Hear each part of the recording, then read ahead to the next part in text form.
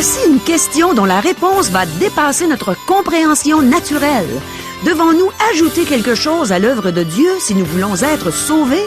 La parole de Dieu va nous donner une réponse encourageante aujourd'hui même à l'émission À travers la Bible.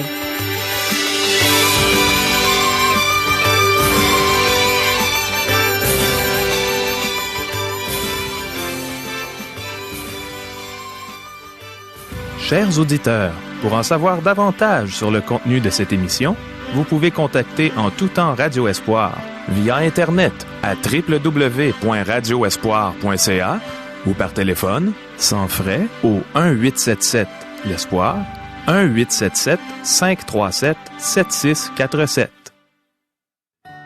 Bonjour, ici Caro. Je crois qu'on va comprendre davantage à quel point Dieu nous aime à travers les réponses que sa parole va nous donner aux questions que voici. Est-ce que le Seigneur peut entrer dans notre cœur sans que nous ne l'invitions? Est-ce que le Seigneur Jésus a accompli tout ce qui était nécessaire pour le salut de nos âmes? Avons-nous quelque chose à ajouter à son œuvre pour être sûrs d'être sauvés? Sur quel fondement sommes-nous acceptés dans la présence de Dieu? Que faut-il faire pour être sauvés? Restez avec nous. Je suis certaine que les Saintes Écritures vont nous donner des réponses claires aux questions d'aujourd'hui. Le pasteur Régent Joly les a trouvées dans la Bible, le grand livre de Dieu, et il est prêt à nous donner tout ce bon enseignement. Mais premièrement, prions. Ô Seigneur, on désire venir dans ta présence. On désire que tu nous enseignes.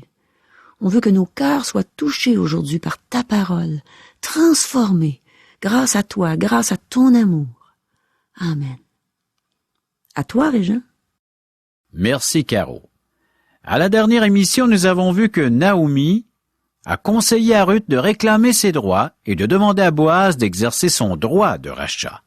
Elle a demandé à Ruth de faire 4 choses: se laver, se mettre du parfum, de se revêtir d'une belle robe et de descendre à l'air pour faire sa demande à Boaz. Ces 4 pas correspondent à 4 éléments du salut. Se laver, nous devons passer par le baptême de la régénération. Autrement dit, il faut naître de nouveau. Nous avons besoin d'une nouvelle nature. Soindre d'huile ou se parfumer.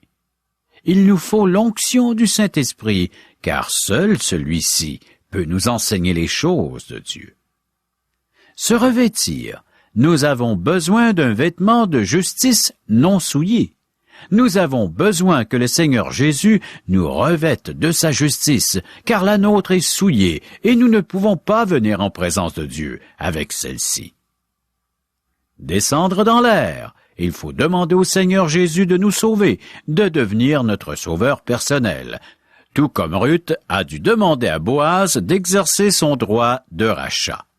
Maintenant, nous reprenons au verset 4 du chapitre 3, alors que Naomi termine ses instructions à Ruth. Verset 4. Et quand il ira se coucher, observe le lieu où il se couche. Ensuite va, découvre ses pieds et couche-toi. Il te dira lui-même ce que tu as à faire.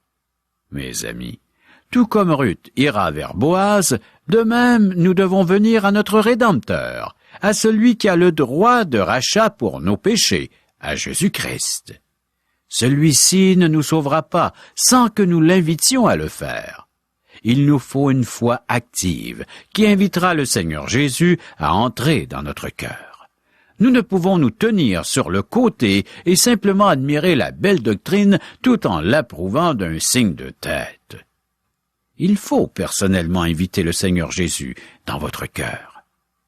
Se pourrait-il que vous ayez été élevé dans une église chrétienne, que vous ayez reçu les enseignements de votre religion, mais que vous n'ayez jamais accepté le Seigneur Jésus-Christ dans votre cœur comme sauveur personnel?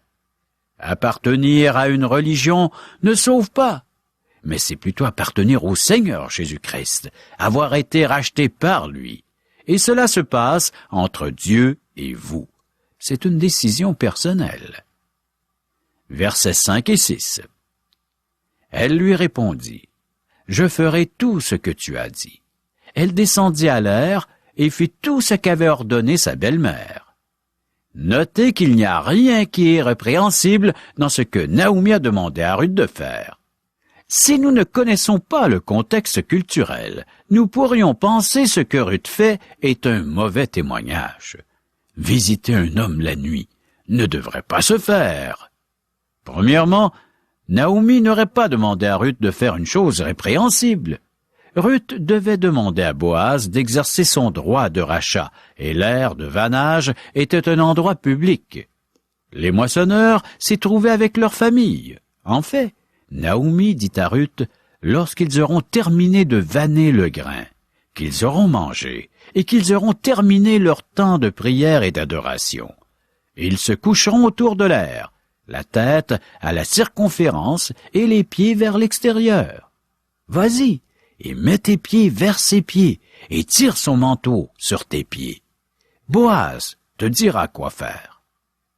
Tout cela se fait en public, devant tous. Il ne s'est rien passé qui pouvait être interprété comme étant immoral par les témoins.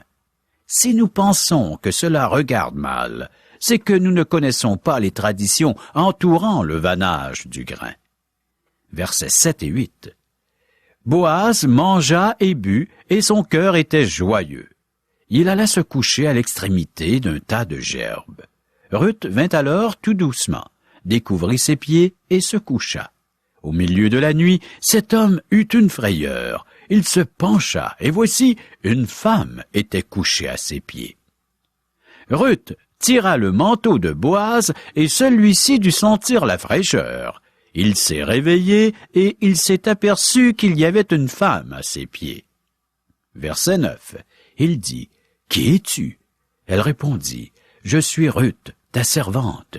Étends ton aile sur ta servante, car tu as droit de rachat. » C'est une des scènes touchantes de la Bible. Savez-vous ce qu'elle dit à Boaz? Elle lui dit, « Je veux que tu sois mon parent rédempteur, et je veux te demander d'exercer ton droit de rachat. » Cette requête a dû rendre Boaz très heureux. La femme qu'il aime le choisit comme rédempteur. Verset 10. Et il dit, « Sois bénie de l'Éternel, ma fille.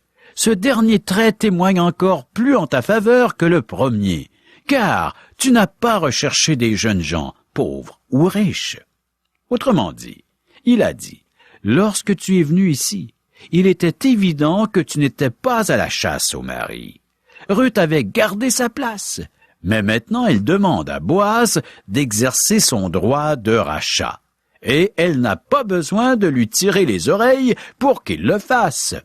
Elle s'y prend très diplomatiquement. Elle ne s'est pas adressée aux tribunaux pour faire valoir ses droits. Elle aurait pu convoquer les anciens de la ville et leur dire qu'elle réclamait que Boaz exerce son droit de rachat. Le tout aurait été une démarche juridique. Mais, dans sa sagesse, Naomi a suggéré une autre démarche puisqu'il était évident que sa légalité ne serait pas questionnée, puisque Boaz ne demandait qu'à racheter l'héritage d'Elimelech pour avoir Ruth. Donc, elle suggéra à Ruth de simplement laisser savoir à Boaz qu'elle désirait le réclamer comme rédempteur. Elle descend à l'air et, d'une façon modeste, fait connaître son désir à Boaz. Celui-ci désire épouser Ruth immédiatement, et ce qu'il espérait ardemment se produit. Puisque Ruth a fait la requête, maintenant Boaz peut agir et entreprendre les démarches nécessaires. Il est réconfortant de savoir que nous avons un Sauveur. Nous pouvons louer Dieu parce que nous avons un Sauveur et que c'est une affaire de cœur entre lui et nous. Il nous a aimés le premier et il s'est donné lui-même en sacrifice afin de nous racheter. Quel réconfort de savoir que nous avons un Sauveur qui est mort pour nous, qui nous aime et qui vit pour nous aujourd'hui. Verset 11. Maintenant, ma fille, ne crains point. Je ferai pour toi tout ce que tu diras. Car toute la porte de mon peuple sait que tu es une femme vertueuse. Notez l'excellente réputation qu'a Ruth. En temps ordinaire, elle aurait été rejetée par la société de Bethléem. Elle aurait été rejetée à cause de la loi mosaïque, car les Moabites et les Ammonites n'étaient pas admis dans l'assemblée de l'Éternel. Naomi lui avait expliqué que les possibilités qu'elle se marie étaient presque nulles. Ruth avait été prête à accepter cela pour que le Dieu de Naomi soit son Dieu et le peuple de Dieu soit son peuple. Toutes les commères de la ville ont dû avoir Ruth à l'œil au début.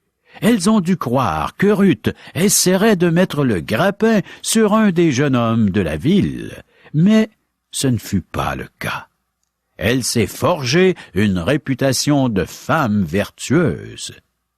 Verset 12. Il est bien vrai que j'ai droit de rachat, mais il en existe un autre plus proche que moi.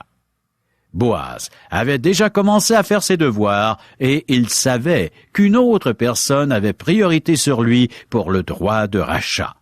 Boaz était prêt à bondir en action aussitôt que Ruth lui ferait signe. C'est la présence de cette autre personne avec droit de rachat qui l'avait empêché d'agir jusqu'ici.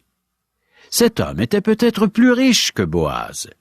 Imaginez que pendant les 6 semaines de récolte, que Boaz ait dit à Ruth qu'il voulait exercer le droit de rachat.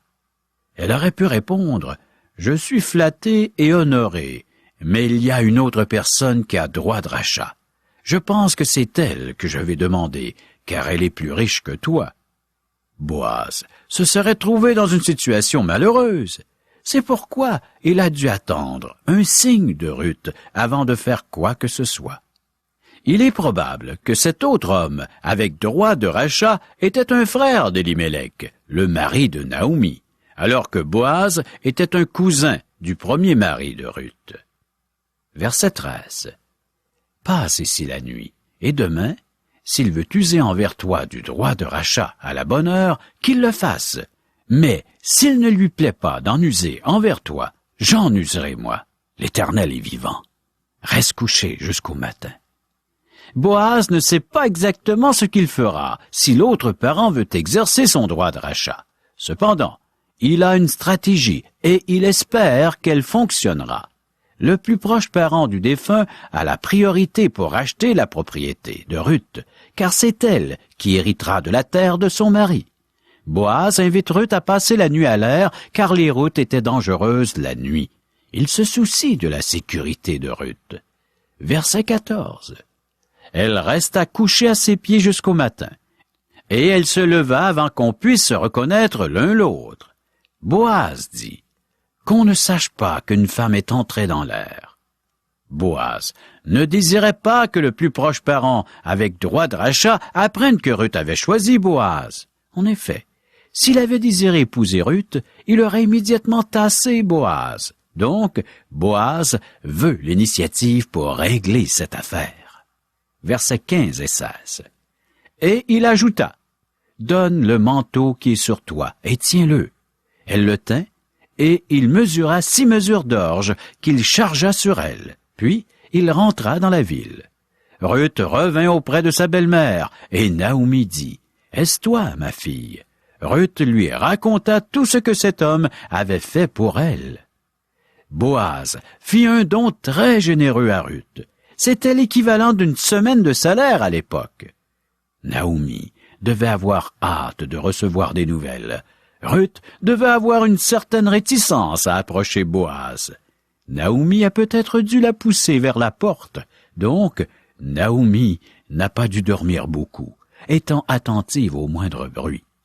Lorsque Ruth revient, elle pose la question, « Est-ce toi, ma fille? » Nous pourrions peut-être reprendre cette question en d'autres mots. Alors, es-tu madame Boaz, oui ou non? Ruth confirma à Naomi que sa belle-mère avait raison. Boaz l'aimait. Versets 17 et 18. Elle dit, « Il m'a donné ces 6 mesures d'orge en disant, « Tu ne retourneras pas à vide vers ta belle-mère. » Et Naomi dit, « Sois tranquille, ma fille, jusqu'à ce que tu saches comment finira la chose, car cet homme ne se donnera point de repos qu'il n'ait terminé cette affaire aujourd'hui. » Ruth n'a qu'à se bercer dans une chaise en attendant que Boaz complète toutes les démarches nécessaires. Désormais, c'est Boaz qui sera l'homme d'action. Il va s'occuper des démarches. Il accomplira l'œuvre de rédemption. L'œuvre de rédemption du Seigneur Jésus est entièrement accomplie. Oui, mes amis, c'est merveilleux d'avoir un Sauveur à qui nous pouvons faire confiance, sachant qu'il est notre Rédempteur. C'est tout un cadeau que Dieu nous a fait. Le Seigneur Jésus a tout accompli ce qui était nécessaire pour le salut de nos âmes, pour notre rédemption. Il nous invite à entrer dans son repos parce que tout est accompli. Rappelez-vous la prière sacerdotale dans Jean chapitre 17. « J'ai achevé l'œuvre que tu m'as donnée à faire. » Verset 4. Cette œuvre rédemptrice consistait à donner sa vie pour nous à la croix. Lorsqu'il était pendu à cette croix, le Seigneur a dit « Tout est accompli. » Jean chapitre 19, verset 30. Lorsqu'il a prononcé ces paroles, notre rachat était complété. Il avait pris sur lui la punition méritée par nos péchés. Nous ne pouvons pas ajouter quoi que ce soit à son œuvre. Le Seigneur Jésus a fait tout ce qui était nécessaire pour notre salut. L'œuvre rédemptrice est entièrement l'œuvre du Seigneur Jésus-Christ. Nous devons simplement accepter ce cadeau qu'il a accompli parfaitement pour nous. Le Seigneur Jésus dépose une paix merveilleuse dans le cœur de ceux qui lui font confiance, parce qu'ils se rendent compte que tout est accompli. Ce fut fait à la croix. Dieu n'a que faire de nos faibles efforts. Dieu n'accepte pas quoi que ce soit qui vient de nous pour notre salut. Nous n'avons rien à contribuer ou à ajouter au salut parfait que nous a procuré le Seigneur Jésus. Nous n'avons rien à ajouter à l'œuvre du Seigneur Jésus.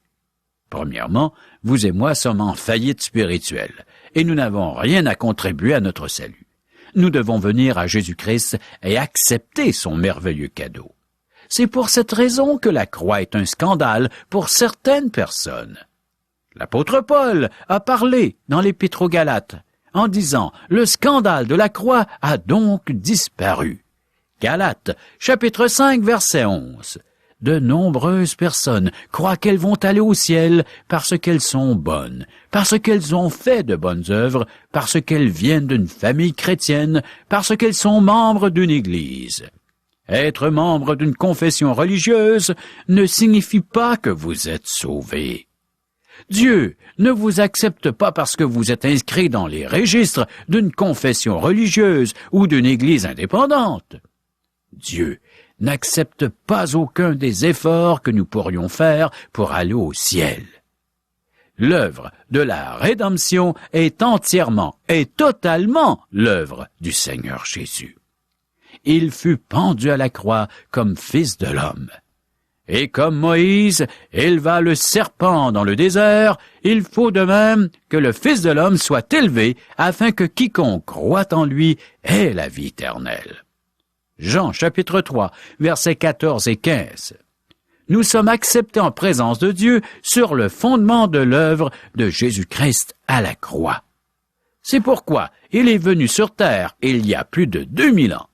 L'auteur de l'Épître aux Hébreux a dit « Mais tu m'as formé un corps. » Dieu ne voulait pas d'offrandes et de sacrifices. Les sacrifices de l'Ancien Testament étaient une image du sacrifice de Jésus-Christ à la croix. Ils pointaient vers l'œuvre de Jésus-Christ. Ils servaient à préparer les gens pour la venue de Jésus-Christ. C'est recevoir le Seigneur Jésus-Christ qui nous sauve. Il est le Sauveur. Ce n'est même pas notre foi qui nous sauve, mais c'est Jésus-Christ. Ce n'est pas notre joie dans le Seigneur qui nous sauve, mais la personne de Jésus-Christ. La foi n'est qu'un instrument pour recevoir le salut. C'est par le sang et les mérites de Jésus-Christ que nous sommes sauvés. La foi nous permet de recevoir le salut que le Seigneur Jésus nous a procuré. Soit que vous faites confiance à Jésus, soit que vous le rejetiez. Il n'y a pas d'autre voie. Soit que vous faites confiance à Jésus-Christ et son œuvre à la croix pour votre salut, soit que vous fassiez fausse route en essayant de gagner ou de mériter votre ciel. Au dernier verset du chapitre 3, Naomi dit, « Cet homme ne se donnera point de repos qu'il n'ait terminé cette affaire aujourd'hui. » Naomi a dit à Ruth, « Sois tranquille, ma fille, tu n'as plus rien à faire. Lorsque tu lui as demandé de te racheter, tu as fait tout ce qu'il t'a demandé. Il s'occupera de ton rachat. » Plusieurs textes du Nouveau Testament nous parlent que c'est l'œuvre de Jésus et non la nôtre. Car c'est par la grâce que vous êtes sauvés par le moyen de la foi. Et cela ne vient pas de vous, c'est le don de Dieu. Ce n'est point par les œuvres afin que personne ne se glorifie. Éphésiens chapitre 2 versets 8 et 9. Car le salaire du péché, c'est la mort, mais le don gratuit de Dieu, c'est la vie éternelle en Jésus-Christ notre Seigneur. Romains chapitre 6 verset 23. Car tous ont péché et sont privés de la gloire de Dieu, et ils sont gratuitement justifiés par sa grâce, par le moyen de la rédemption qui est en Jésus-Christ. Romains chapitre 3 versets 23 et 24. Et comme si cela n'était pas suffisant, en voici d'autres. Oui, d'autres textes qui affirment que c'est l'œuvre de Jésus-Christ et non la nôtre. Romains chapitre 5 verset 15. Mais il n'en est pas du don gratuit comme de l'offense, car si par l'offense d'un seul, il en est beaucoup qui sont morts, à plus forte raison, la grâce de Dieu et le don de la grâce venant d'un seul homme, Jésus-Christ, ont-ils été abondamment répandus sur beaucoup. Lui, après avoir offert un seul sacrifice pour les péchés, s'est assis pour toujours à la droite de Dieu, attendant désormais que ses ennemis soient devenus son marchepied. Car, par une seule offrande, il a amené à la perfection pour toujours ceux qui sont sanctifiés. Hébreux chapitre 10, versets 12 à 14. Chers amis, reconnaissez toute la valeur que Dieu met sur les souffrances de Jésus-Christ. Cet homme habitué à la douleur, cet homme semblable à celui dont on détourne le visage, nous l'avons dédaigné, nous n'avons fait de lui aucun cas. Cependant, ce sont nos souffrances qu'il a portées, c'est de nos douleurs qu'il s'est chargé, et nous l'avons considéré comme puni, frappé de Dieu et humilié. Mais il était blessé pour nos péchés, brisé pour nos iniquités. Le châtiment qui nous donne la paix est tombé sur lui, et c'est par ses meurtrissures que nous sommes guéris. Nous étions tous errants comme des brebis, chacun suivait sa propre voie. Et l'Éternel a fait retomber sur lui l'iniquité de nous tous. Citation du prophète Ésaïe, chapitre 53, versets 3 à 6. Quelle belle description de ce que Christ a dû subir pour chacun d'entre nous, pour payer la dette en entier concernant notre péché. Crois et accepte cette vérité pour toi-même. Chers amis, c'est la seule façon d'être sauvé. Prochaine émission, Ruth, chapitre 4. Oh, merci beaucoup, Régent. Et merci surtout, Seigneur, de nous démontrer à quel point tu nous aimes en nous enseignant dans le livre de Ruth. Mes amis, avez-vous déjà entendu une plus belle histoire d'amour? On a vu aujourd'hui que l'histoire de Boaz et de Ruth est une figure de l'histoire de Jésus et son Église. Quand j'étais toute jeune, mes parents se sont divorcés. Et à partir de ce moment-là, alors que je n'avais que 9 ans, je me suis mise à la recherche du grand amour, convaincue que je n'aurais pas à souffrir comme ma mère, qui était seule pour pourvoir aux besoins de ses 3 filles, dont j'étais la 3e. De l'âge de 14 ans jusqu'à l'âge de 30 ans, Je suis donc tombée en amour plusieurs fois pour réaliser en bout de ligne que le grand amour, l'amour parfait, l'amour avec un grand A, comme je le nommais, n'existait pas chez l'être humain. Quelle déception! Et tout cela m'a conduite vers la consommation de la drogue, vers les abus d'alcool et même jusqu'à une tentative de suicide. Et je sais que je ne suis pas seule à avoir vécu de tels déboires. Mais un jour, quelqu'un m'a présenté celui qui m'aimait parfaitement, celui qui m'avait prouvé son amour, même avant que je le connaisse. Et son nom, c'est Jésus.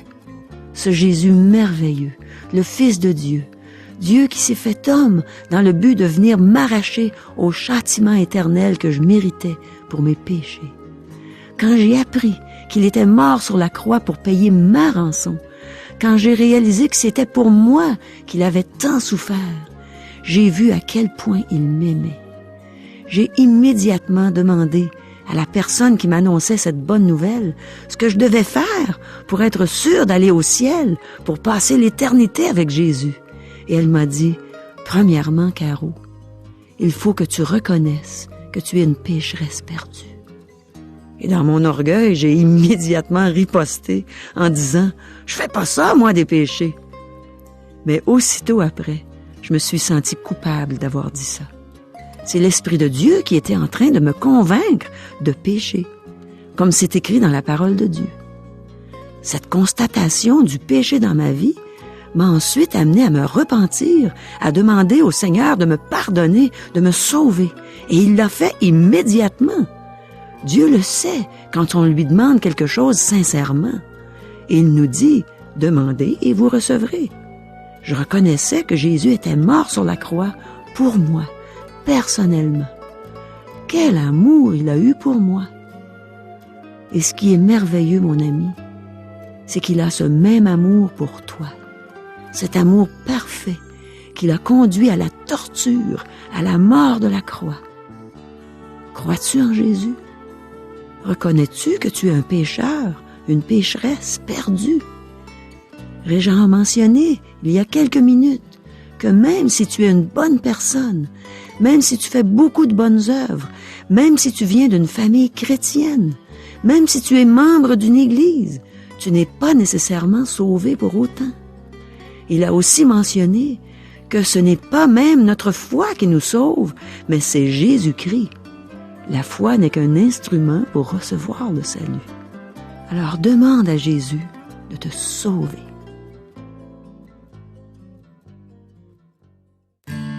Chers amis, nous vous invitons à correspondre avec nous afin de recevoir un cours Parole par poste. Qu'est-ce qu'on apprend, Régent, dans des études bibliques par correspondance? Dans la série radiophonique à travers la Bible, on a vu au tout début de la série qu'il y avait différentes façons d'étudier la Bible. Celle-ci est par thème. Les gens pourront y découvrir le thème de l'amour, qui est Dieu, qui est la personne de Jésus-Christ, comment faire pour aller au ciel. Ça a vraiment l'air intéressant. Aimerais-tu nous en dire un peu plus long? Tous les thèmes, les grandes questions que les gens se posent, sont répondus à travers la Bible. Les gens n'ont qu'à nous demander le petit fascicule, quelques pages, et remplir le questionnaire. Alors on n'a pas besoin d'autres livres? La Bible. Uniquement la Bible et ce petit fascicule que l'on remplit, et on le renvoie à l'adresse qui sera inscrite sur ce petit fascicule pour en faire la correction, parce que les gens pourront suivre cette série. Ah, c'est pas compliqué. Très simple. J'ai vraiment le goût de m'inscrire. Et pour le faire, voici nos coordonnées au téléphone. 1-877-L'Espoir ou 1-877-537-7647. Et on a une adresse courriel. www.radioespoir.ca. Adresse postale. Radio Espoir, casier postal 34 143, Charlesbourg, Québec, G1G 6P2. Au revoir. À demain.